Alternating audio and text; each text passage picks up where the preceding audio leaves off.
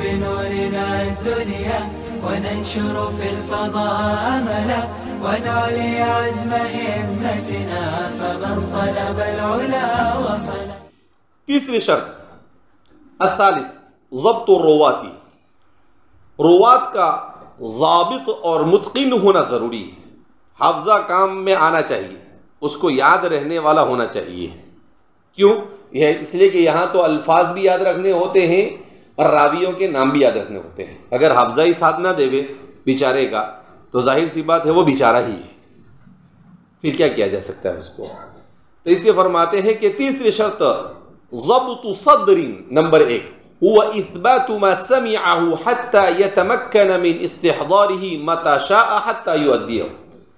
کہا کہ ایک تو ہوتا ہے ضبط صدر اور ایک ہوتا ہے ضبط کتاب. کہا ضبط صدر کا مطلب یہ ہے کہ اگر وہ یاد کر رہا ہو تو اس کا حافظہ مضبوط ہو، جو بھی کچھ سنے اس کو جب ضرورت پڑے مکمل طور پر اس کا استحضار اس سے ہو جاتا ہو. ایسا نہیں کہ بندہ ابھی بھول رہا ہے تو پھر بولے ٹھیک ہے بندہ بھول رہا ہے تو بندہ ضابط نہیں ہے، تو پھر وہ ضبط سے کیا ہو جائے گا، نکل جائے گا. برابر اچھے سے دماغ کا حاضر ناظر ہونا کیا ہے، ضروری ہے. جب جو چیز سنی تو سننے کے بعد اس کا یاد ہونا. دار قطنی جیسا حافظہ ہونا چاہیے، امام بخاری جیسا کیا ہونا چاہیے، حافظہ ہونا چاہیے. جتنے بھی ہمارے محدثین ہیں ان کے حافظے بے مثال ہوا کرتے تھے. ان کے حافظے کے ایسے ایسے واقعات ہیں. حضرت امام اہل سنت والجماعہ حضرت مولانا سرفراز خان صفدر نے ایک چھوٹی سی کتاب لکھی ہے، بڑی دلچسپ کتاب ہے، حفاظ حدیث. اس کتاب کے اندر میں اردو میں ہی ہے، عربی میں نہیں ہے، ٹینشن نہیں لینے کا. تو اس کتاب میں آپ نے حضرات محدثین میں کون سے محدث کا حافظہ کیسا تھا اور ان کو کتنی روایتیں یاد تھی اور وہ کیسے سنا دیتے تھے، ایسے سارے قصے آپ نے، مشکل سے 100-150 صفحے کی کتاب ہے. تو اس میں آپ نے بڑے دلچسپ واقعات کیا کیے ہیں، ذکر کیے ہیں. کتب خانے کے اندر میں اگر آپ کے قیمتی وقت میں سے کچھ وقت مل سکے اور اس کتاب کی زیارت ہو سکے بیچاری کی تو کر لینا ایک بار. الثانی ضبط کتابی.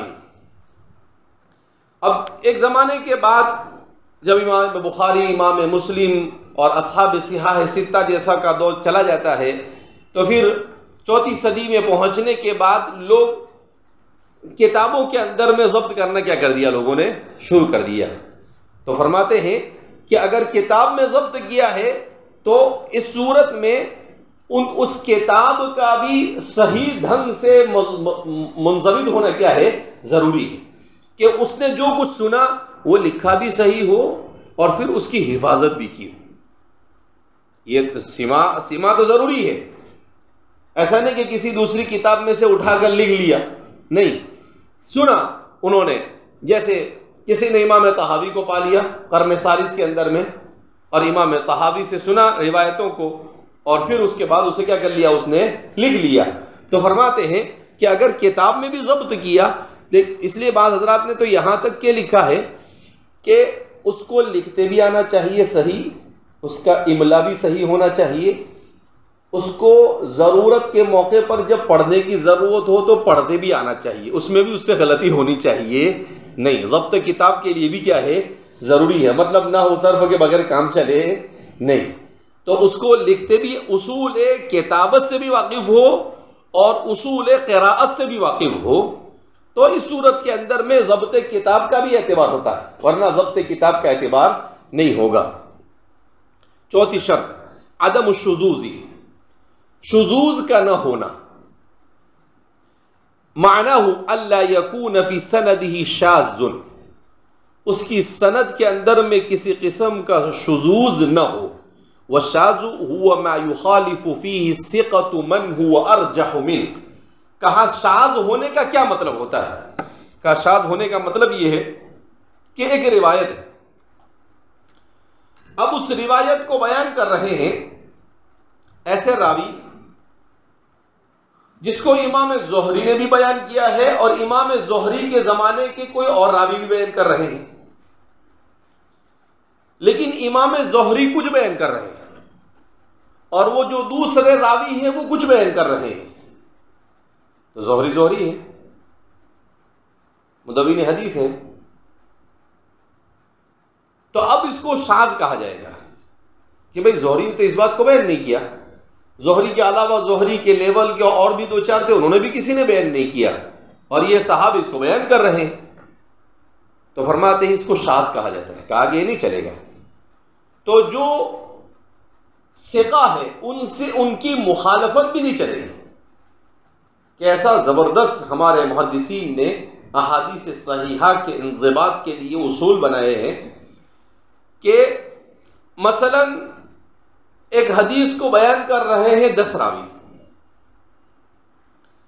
ان 10 راویوں میں 5 ثقہ ہے، 5 صدوق ہے، اور 5 ان سے کم درجے کے۔ اب یہ 15 راوی اس کو بیان کر رہے ہیں روایت کو، جیسے بیان کیا انما الاعمال بالنیات۔ اب اس میں جو 5 ثقہ راوی ہے، سب سے اعلیٰ درجہ ہے، جن کا ضبط اتقان سب کچھ کے میں سب سے اعلیٰ ہے، وہ بیان کر رہے ہیں، اور ان کے نیچے درجے کے جو ہو، جو ثقاہت کے حامل نہ ہو، وہ اس میں کچھ کم زیادہ کر رہے ہیں، تو کہا اس کا اعتماد نہیں ہوگا، ابھی اس کا اس کے پاس ہی رہنے دیں۔ کیوں؟ ان کے پاس نہیں ہے، اس کا مطلب یہ ہے کہ گڑبڑ ہونا کا گڑبڑ ان کبیر، کہ یہاں پر کچھ نہ کچھ کیا ہو رہی ہے، گڑبڑ، یہ راوی کہیں نہ کہیں چوک کھا رہا ہے۔ ایسے کیسے؟ بڑے بڑے لوگ نہیں بیان کر رہے ہیں، لوگاں نہیں بیان کر رہے ہیں، اور حضرت کیسے بیان کر رہے ہیں؟ کہا کہ نہیں، تو اس کو شاذ کہا جائے گا۔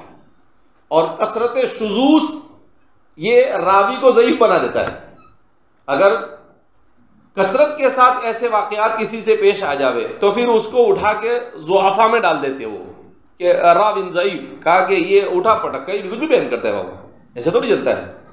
تو اس لیے فرماتے ہیں کہ عدم شذوذ کا یہ مطلب ہوتا ہے کہ اس سے زیادہ جو ثقہ راوی ہو، اس راوی کی وہ مخالفت کر رہا ہو، الفاظ وغیرہ کے اندر میں، الفاظ میں، سند میں، دونوں جگہ پر شذوذ ہو سکتا ہے۔ الشرط الخامس عدم العلہ، اس میں کسی علت قادحہ کا نہ ہونا کیا ہے؟ ضروری ہے۔ اللہ یکون فی سندہ معلول، سند میں کسی قسم کی کوئی علت نہ ہو، یعنی تمام راوی عادل ضابط ہونے چاہیے۔ اگر بیچ میں کوئی ایک راوی بھی متکلم فیہ آ گیا تو پھر فرماتے ہیں کہ گویا کہ وہ حدیث معلول بن جائے گی۔ اس حدیث میں علت کہ 10 راوی میں سے 9 تو سب برابر ہے، لیکن ایک راوی ایسے ہیں کہ ان پر کلام ہو رہا ہے، تو فرما رہے ہیں کہ مسئلہ ہے، پھر آپ اس کو حدیث صحیح نہیں کہیں گے، آپ کہیں گے حدیث معلول، کہ اس حدیث میں علت ہے۔ والمعلل هو ما ظاهره الصحة وبعد التفتیش اطلع فيه على علة قادحة، کہا کہ بظاہر تو وہ صحیح معلوم ہو، مگر تحقیق کے بعد پتا چلے کہ اس میں کوئی علت قادحہ پائی جا رہی ہے۔ فالعلت یشترط لها شرطان، کا علت اس کے لیے بھی 2 شرطیں، الاول ان تکون خفیۃ، ایک تو یہ ہے کہ علت معمولی سی ہو، کہ راوی کے اندر میں اکثر محدثین اس کو ثقہ کہتے ہیں، کسی اکا دکا نے اس پر کلام کیا ہے تو اس کا اعتبار ہوتا نہیں، تو یہ علت خفیہ ہے۔ ان تکون قادحۃ فی صحۃ السند، یا یہ کہ وہ راوی ایسا ہو کہ اکثر و بیشتر ائمہ جرح و تعدیل اس کی کیا کر رہے ہو؟ تضعیف کر رہے ہو، تو پھر اس صورت کے اندر میں تو ظاہر سی بات ہے کہ وہ علت قادحہ۔ اگر علت خفیہ ہے تو چل جائے گا، لیکن علت قادحہ اگر پائی جاتی ہے تو اس صورت کے اندر پھر اس حدیث کے اوپر صحیح ہونے کا حکم لگایا جائے گا نہیں۔ فَإِنِ اخْتَلَّ أَحَدُ هَذَيْنِ الشَّرْطَيْنِ فَلَا تُسَمَّى عِلَّةً فِي اصطلاح الْمُحَدِّثِينَ وَقَدْ تَقَعُ الْعِلَّةُ فِي الْمَتْنِ أَوْ السَّنَدِ، تو کہا وَإِنِ اخْتَلَّ أَحَدُ، فرماتے ہیں کہ حدیث صحیح ہونے کے لیے تو خفیہ کا بھی اعتبار نہیں، یہ جو بیان کر رہے ہیں احد هذین الشرطین، اگر خفیہ تو کیونکہ آپ حدیث صحیح کہہ رہے ہیں نا، سندہ صحیح ومتنہ صحیح، تو کہا صحیح کہہ رہے ہیں تو ایک دم صاف ستھرا ہونا ضروری ہے، نہ تو علت قادحہ کا اعتبار نہ علت خفیہ کا اعتبار ہوگا۔ فلا تسمى علة في اصطلاح المحدثین وقد تقع العلة في المتن، کبھی کبھی متن میں بھی علت ہوتا ہے۔ متن میں علت ہونے کا کیا مطلب؟ متن میں علت ہونے کا مطلب یہ ہے کہ وہ متن ایسا ہے کہ ایک راوی کچھ بیان کر رہا ہے، دوسرا راوی کچھ بیان کر رہا ہے، تیسرا راوی کچھ بیان کر رہا ہے، جس سے مفہوم بدل رہا ہو، مراد اور معنی ہی کیا ہو رہا ہو، بدل رہا ہو، تو پھر کہیں گے کہ اس کے متن کے اندر میں کیا پائی جاتی ہے، علت پائی جاتی ہے۔ تو فرماتے ہیں کہ وَقَدْ تَقَعُ الْعِلَّةُ فِي الْمَتَنِ أَوِ السَّنَدِ وَلَا يَعْرِفُهَا جَهَابِذَةُ الْمُحَدِّثِينَ مِمَّنْ جَمَعَ طُرُقَ الْحَدِيثِ وَاخْتِلَافَ رُوَاتِهِ وَعَرَفَ مَنْزِلَتَهُمْ مِنَ الضَّبْطِ وَالْحِفْظِ، اور کہا کہ یہ علتوں کو نہیں جان سکتا ہے اور پہچان سکتا ہے مگر وہ لوگ جو جہابذ محدثین ہیں، جو بہت بڑے پائے کے محدثین ہوتے ہیں، جو احادیث کے طرق سے واقف ہوتے ہیں، روات کے اختلاف سے واقف ہوتے ہیں، اور ان کے مقام اور مرتبے اور طبقے سے اور ان کے ضبط، اتقان اور حفظ کے بارے میں بھی مطلع ہوتے ہیں۔ کہا کہ علت احادیث میں، علم میں، پورے علوم الاحادیث میں سب سے مشکل اگر کوئی علم ہے تو وہ علم علل الحدیث ہے۔ وہ کیا ہے؟ علم علل الحدیث۔ کیوں؟ اس لیے کہ علم علل حدیث کے اندر میں آدمی کو تمام کے تمام روات کا استحضار بھی ضروری ہے اور متن کا استحضار بھی ضروری ہے، دونوں یاد ہونا ضروری ہے کہ جتنے راوی ہیں ان راوی کے بارے میں بھی پوری معرفت ہو کہ بھئی راوی جس راوی سے بیان کر رہے ہیں وہ تمام کے تمام اس حدیث کے راوی کیسے ہیں، ہر چیز ان کو معلوم ہونی چاہیے، اور ساتھ ساتھ میں انہیں یہ بھی معلوم ہو کہ متن کیسا ہے۔ تو فرماتے ہیں کہ متن اور رجال اور رواة ان سب سے، ان کے مقام اور مرتبے، طبقے سب سے واقف ہو، وہی آدمی علت پکڑ سکتا ہے، اس کے بغیر علت کا پکڑنا یہ کیا ہوتا ہے، مشکل ہوتا ہے۔ تو اس طریقے سے حدیث صحیح کے لیے ان 5 شرطوں کا پایا جانا کیا ہے، ضروری ہے۔ نمبر 1 سند کا متصل ہونا، نمبر 2 راوی کا عادل اور ضابط ہونا، نمبر 3 شاذ ہونے سے پاک ہونا، نمبر 4 علت سے پاک ہونا۔ تو ہم نے عادل اور ضابط کو ایک پکڑ لیا، تو اس طریقے سے یہ 5 چیزوں کا ہونا کیا ہے، ضروری ہے، کہ کم سے کم آدمی اتنی ساری صحاح ستہ پڑھ لیتا ہے، کم سے کم حدیث صحیح کی یہ تعریف تو کیا کرنا چاہیے، ہر ایک کو یاد ہونی چاہیے۔ آئندہ کل جس کو عربی میں یاد ہو اس کو عربی میں، اور جس کو اردو میں یاد ہو اس کو اردو میں، آئندہ کل میں سنوں گا اور انشاءاللہ یاد سے سنوں گا۔ اس سے پہلے بھی بولا ہے، سنا نہیں ہے تو ایسا مت سمجھنا کہ یہ بھول جاتا ہے، بعد میں بھولتا نہیں ہوں، کبھی کبھی جان بوجھ کے چھوڑ دیتا ہوں۔ تو ایک مرتبہ پھر میں اس کو آپ کو پڑھ کر سنا دیتا ہوں۔ الحدیث الصحیح هو ما اتصل سندہ بروایت العدل الضابط عن مثلہ الى منتہہ من غیر شذوذ ولا علت قادحۃ۔ کیا فرمایا؟ الحدیث الصحیح هو ما اتصل سندہ بروایت العدل الضابط عن مثلہ الى منتہہ من غیر شذوذ ولا علت قادحۃ۔